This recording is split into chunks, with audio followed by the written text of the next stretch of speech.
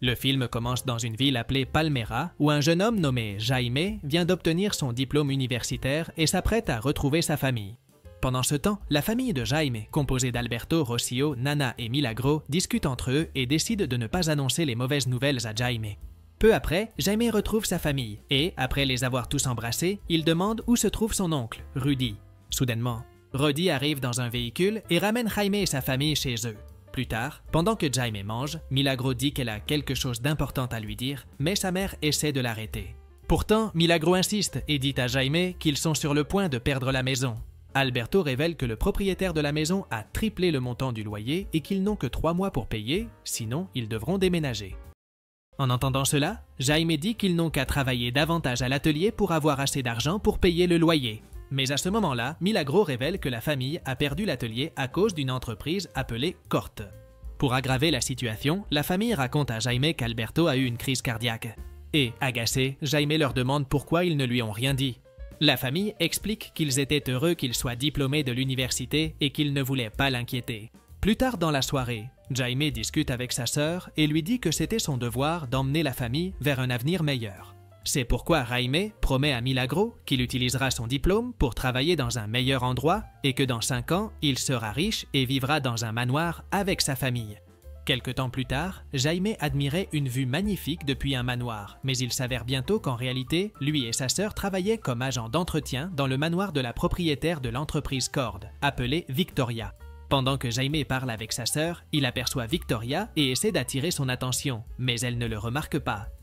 À l'intérieur du manoir, Victoria retrouve sa nièce nommée Jennifer, qui lui présente un projet appelé OMAC, dont l'objectif est de transformer des soldats en surhumains à l'aide d'un équipement technologique qui se connecte directement au cerveau humain. À ce propos, Jennifer demande à Victoria pourquoi elle a relancé le projet OMAC, car il avait été désactivé auparavant par son père, nommé Ted. Victoria révèle que le projet représentera l'avenir de l'entreprise, et en entendant cela, Jennifer demande ce qu'ils veulent sur une île appelée Pago. Victoria répond que cela est confidentiel, puis invite Jennifer à une fête qui aura lieu ce soir-là. À ce moment-là, Jaime entend toute la conversation et Jennifer interroge Victoria car son entreprise n'utilise plus de soldats. En entendant cela, Victoria s'énerve et insulte Jennifer, lui disant qu'elle n'est qu'une dépense pour l'entreprise puisqu'elle profite de l'argent en voyageant en avion à travers le monde. De plus, Victoria insulte le père de Jennifer, affirmant qu'il a hérité de l'entreprise qu'elle avait construite et qu'il l'a presque menée à la faillite avec ses inventions, avant de disparaître sans laisser de traces. En voyant la dispute, Jaime essaie d'intervenir, mais Victoria s'énerve encore plus et le licencie, lui ainsi que Milagro. Devant le manoir, Jennifer apparaît et s'excuse de les avoir renvoyés. C'est pourquoi elle décide de donner son numéro de portable à Jaime, lui demandant de la contacter, car elle lui offrira un poste dans l'entreprise. Plus tard dans la soirée, Jaime envoie un message à Jennifer lui disant qu'il accepte son offre et qu'il ira à l'entreprise le lendemain. Après cela, Jaime discute avec son père et lui avoue qu'il se sent coupable de ce qui se passe et qu'il a laissé la famille derrière lui. Cependant, Alberto le réconforte en lui disant que ce n'est pas de sa faute et que la famille sera toujours à ses côtés. Le lendemain, Jaime arrive à l'entreprise Cord, mais en rencontrant une réceptionniste, celle-ci pense qu'il n'est qu'un simple livreur. Pendant ce temps, Jennifer entre secrètement dans un laboratoire et aperçoit un scarabée que Victoria avait découvert dans un désert gelé. Jennifer sait que ce scarabée était important pour Victoria, car grâce à lui, il pourrait poursuivre le projet OMAC. C'est pourquoi Jennifer place le scarabée dans une boîte à nourriture et tente de s'échapper sans que personne ne la voie. Cependant, Jaime essaie de lui parler au sujet du poste de travail et à ce moment-là, une alarme se déclenche dans le bâtiment. Se rendant compte qu'elle ne pourrait pas s'échapper, Jennifer remet la boîte à Jaime, lui demandant de la cacher quelque part et de ne jamais l'ouvrir. Plus tard, Jaime rentre chez lui et raconte à sa famille ce qui s'est passé. En voyant la boîte, tous les membres de la famille de Jaime l'encouragent à l'ouvrir, mais il refuse. Sous l'insistance des autres, Jaime finit par accepter. Et lorsqu'il ouvre la boîte, il trouve un scarabée bleu. Après que tout le monde ait tenu le scarabée dans ses mains, Jaime parvient à le capturer et pense à le remettre dans la boîte. Mais à cet instant, le scarabée s'active et saute sur le visage du jeune homme. En voyant cela, tout le monde s'inquiète et peu après, le scarabée entre dans le corps du jeune homme. À ce moment-là, le scarabée sort ses griffes et transforme Jaime en super-héros avec une armure. Tout le monde est impressionné par ce qui vient de se passer et soudain, Jaime entend une voix provenant de l'armure qui vérifiait si tout était bien configuré. À cet instant, l'armure commence à voler. et emmène Jaime dans l'espace où il peut voir toute la planète Terre. Jaime est stupéfait car en plus de pouvoir voler, il peut aussi respirer dans l'espace. En revenant sur la planète Terre, Jaime voit un bus foncer vers lui, mais à sa grande surprise, son armure crée rapidement un bouclier qui le protège. Bien qu'il coupe le véhicule en deux, sans comprendre ce qui se passe, Jaime demande à l'armure de le ramener chez lui. De retour à la maison, l'armure sort du corps de Jaime. Et peu après, il s'évanouit. Lorsqu'il se réveille, Jaime se souvient de ce qui s'est passé, et inquiet, il se dirige vers sa chambre. Là, il essaie de s'habiller, mais en se regardant dans le miroir, il se rend compte que le scarabée est sur son dos. Inquiet, Jaime dit à sa famille qu'il va retrouver Jennifer car elle pourrait l'aider. Sur ce, le jeune homme prend le véhicule de Rudy pour aller rejoindre Jennifer. Finalement, Jaime la retrouve et se rend compte qu'elle se cachait de quelque chose. Quand Jennifer voit Jaime, elle monte rapidement dans le véhicule et lui demande d'accélérer. Soudain, quelques soldats apparaissent et essaient de les attaquer. Inquiet, Jaime accélère le véhicule et commence à s'enfuir. Plus tard, Jennifer arrive chez Jaime et lui demande où se trouve le scarabée. À ce moment-là, Jaime montre que le scarabée est sur son dos, et en le voyant, elle lui dit que son père le lui a donné quand elle était petite, et qu'il est considéré comme un équipement capable de détruire des mondes. De plus, elle lui révèle que d'autres personnes ne peuvent pas l'activer, car c'est le scarabée qui choisit la personne. En entendant cela, Jaime lui demande comment il peut l'enlever, et Jennifer lui dit qu'il y a un endroit où ils peuvent le faire, mais qu'ils ont besoin d'une clé qui se trouve dans l'entreprise, tout en avertissant que l'endroit est fortement surveillé. Pendant ce temps, dans la maison de Jennifer, le complice de Victoria, nommé Carapax, lui dit que la jeune femme s'est échappée avec quelqu'un. En entendant cela, Victoria s'emporte, disant que sans le scarabée, ils ne pourront pas terminer le projet OMAC. Carapax essaie de la calmer, disant qu'il ira lui-même récupérer le scarabée. De retour avec Jaime et Jennifer, ils entrent secrètement dans l'entreprise, et la jeune femme prend la montre de son père qui servait de clé pour accéder à son coffre-fort. Après cela, ils étaient sur le point de partir lorsque, soudainement, Carapax apparaît et se dirige vers eux. Utilisant ses pouvoirs, Jaime empêche l'attaque de Carapax et se transforme en scarabée bleu pour l'affronter. Carapax se transforme également et active son armure pour vaincre Jaime. Carapax tente d'attaquer Jaime, mais le jeune homme se protège et demande à Jennifer de retrouver Rudy. Grâce à sa grande puissance, Jaime projette Carapax au loin, mais à sa grande surprise, son armure voulait en finir avec lui. Jaime refuse de le faire, mais l'armure insiste. Alors que Jaime était sur le point de vaincre le méchant, Rudy et Jennifer apparaissent, distrayant le jeune homme. Profitant de ce moment, Carapax se relève et projette Jaime au loin. À ce moment-là, Jaime commence à perdre le combat, mais alors que le méchant était sur le point de le vaincre, Rudy lance un dispositif vers Carapax. Grâce à cela, Carapax est projeté au loin et, heureusement, Jaime, Rudy et Jennifer parviennent à s'échapper. Pendant leur fuite, Rudy dit à Jaime qu'ils doivent retirer le scarabée de lui, et le jeune homme mentionne que le scarabée s'appelle Khalida. Finalement, le groupe arrive au manoir du père de Jennifer, qui est complètement abandonné. Dès qu'ils entrent dans l'endroit, Jennifer utilise la montre qu'elle a prise à l'entreprise et ouvre un passage secret. Dans une partie souterraine, le groupe est surpris de découvrir que le père de Jennifer était l'ancien scarabée bleu.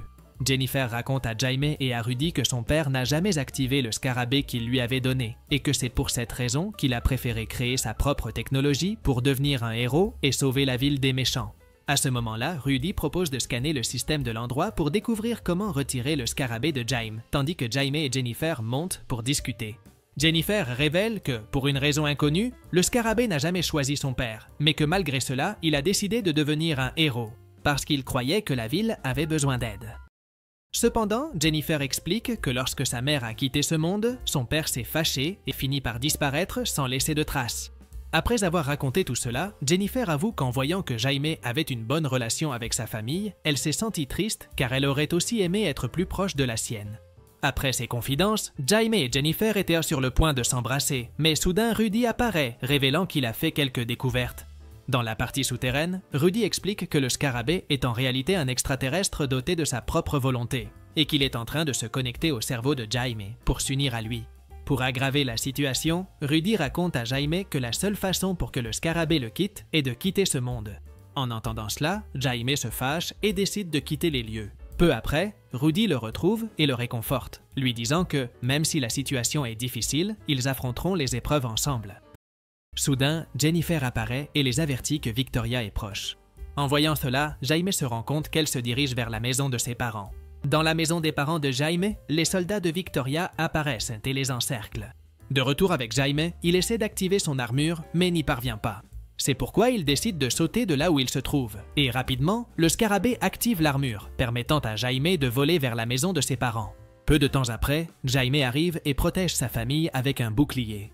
Ensuite, il demande à tout le monde de s'enfuir pendant qu'il essaie de combattre les soldats. Cependant, à ce moment-là, Milagro tombe et en la voyant, Alberto court pour l'aider. Soudain, l'un des soldats attaque Alberto. Furieux, Jaime utilise alors ses pouvoirs pour immobiliser les méchants. Après cela, Milagro et son père se relèvent pour s'échapper. Mais à ce moment-là, Alberto commence à faire une crise cardiaque et s'effondre à nouveau au sol. En réalisant ce qui se passe, Jaime essaie d'aider son père, mais il est arrêté par Carapax, qui le capture. Pour aggraver la situation, la maison de la famille de Jaime explose, mais le héros ne peut rien faire, car il est emmené par Carapax et Victoria. Plus tard, une ambulance arrive pour secourir Alberto, mais il était déjà trop tard, car il avait quitté ce monde.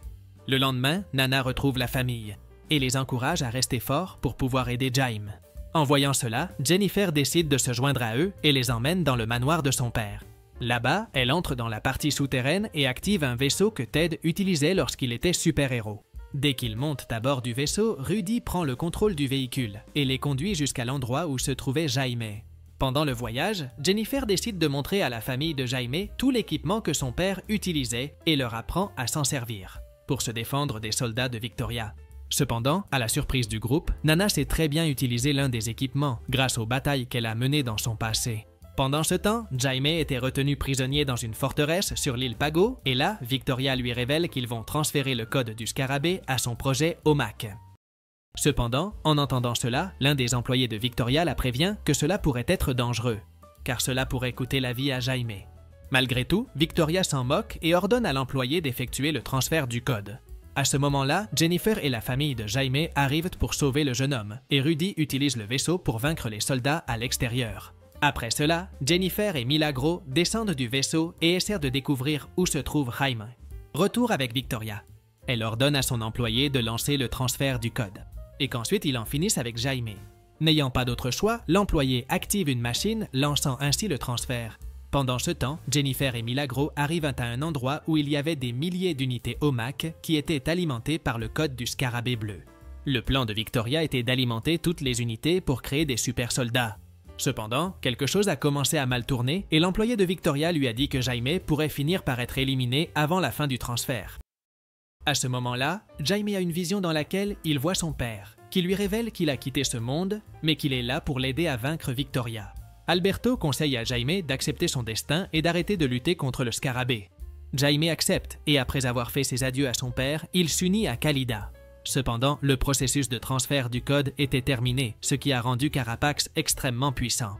Pendant ce temps, Jennifer et Milagro se rendent dans une zone où l'énergie de la forteresse était connectée et y placent des bombes. Peu de temps après, les bombes explosent, privant l'endroit d'énergie. Grâce à cela, un employé de Victoria aide Jaime à s'échapper, mais Carapax, désormais plus fort, se lance à sa poursuite. En chemin, Jaime retrouve Nana qui, de façon impressionnante, utilise la machine donnée par Jennifer pour vaincre les soldats. Ensuite, Jaime et Nana montent à bord de l'aéronef, mais le jeune homme se rend compte que Milagro et Jennifer ne sont pas revenus, alors il décide de retourner les aider. Jennifer, qui s'était évanouie à cause de l'explosion, se réveille, mais Victoria la trouve et la capture. D'un autre côté, Milagro était poursuivie par quelques soldats, mais Jaime apparaît rapidement et la sauve. En voyant que Jennifer n'était pas là, il se prépare à aller la chercher, mais soudain, Carapax apparaît et commence un combat légendaire avec Jaime. Comme Carapax était trop fort, Jaime commence à perdre le combat, mais à ce moment-là, Rudy attire l'attention du méchant en lui lançant quelques pierres. À cet instant, Carapax attaque Rudy, ce qui met Jaime en colère. À ce moment-là, Jaime rassemble toute l'énergie de son armure pour tenter de vaincre Carapax. Avec Carapax presque vaincu, Jaime active ses lames pour en finir avec le méchant, mais Khalida l'en empêche. Après cela, Khalida fait avoir à Jaime une vision, dans laquelle elle lui révèle que lorsque Carapax était enfant, il a perdu sa famille et a dû participer à de nombreux combats. En voyant cela, Victoria a décidé de l'adopter et l'a transformé en cobaye pour le projet OMAC. Après avoir entendu cela, Jaime se rend compte que son oncle était en vie et décide d'aider Carapax à se relever, en lui disant que la famille est plus importante que tout et que c'est ce qui lui a donné la force de se battre. Pendant ce temps, Victoria emmenait Jennifer dans un vaisseau et lui a dit qu'elle avait un nouveau plan dans lequel elle relancerait le projet OMAC, car elle possède encore le code du scarabée. Intriguée, Jennifer lui dit qu'elle ne pourra pas faire cela sans Carapax, mais Victoria révèle que Carapax n'était qu'un prototype et qu'avec le code, elle produira des milliers de super soldats. Agacée, Jennifer lance un chewing-gum spécial qui se gonfle et crée un cocon, dans lequel elle et Victoria tombent du vaisseau. Enfermée dans le cocon, Jennifer ne se blesse pas et, après avoir détruit le code du scarabée, elle retrouve Jaime qui lui demande de rejoindre les autres. Après cela, Carapax s'approche de Victoria et commence à surcharger son armure. Immédiatement après, l'armure explose. Rapidement, Jaime entre dans le vaisseau où se trouvait sa famille. Et tous s'enfuient. Le lendemain, la famille de Jaime retourne à la maison qui avait explosé et à ce moment-là, tous les voisins apparaissent pour les aider. De plus, Jennifer arrive et révèle que, maintenant qu'elle est la nouvelle propriétaire des industries Cord, elle les aidera à construire une nouvelle maison. Après cela, Jaime parvient enfin à embrasser Jennifer et s'envole avec elle au loin. Dans la scène finale, dans la partie souterraine du manoir du père de Jennifer, l'énergie s'active. Et sur un ordinateur, Ted révèle qu'il est en vie. Et avec cela, le film se termine. Si tu as aimé cette vidéo, n'oublie pas de t'abonner à la chaîne, de mettre un like et profites-en pour regarder d'autres résumés incroyables qui sont disponibles pour toi. Je te dis au revoir pour l'instant et on se retrouve dans la prochaine vidéo.